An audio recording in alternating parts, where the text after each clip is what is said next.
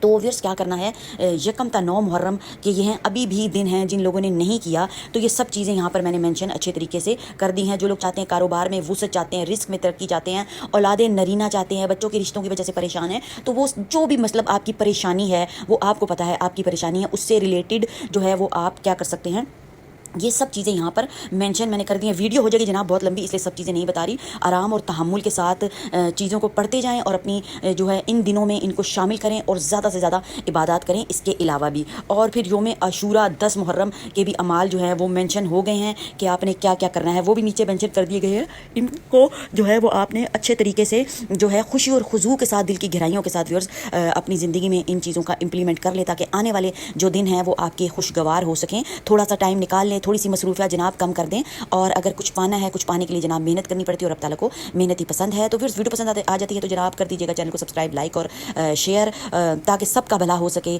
جب ہم رب کی مخلوق کے بھلے میں لگ جاتے ہیں تو رب اور رب کے فرشتے جناب لگ جاتے ہیں ہمارے کاموں میں لگ جاتے ہیں، سوری۔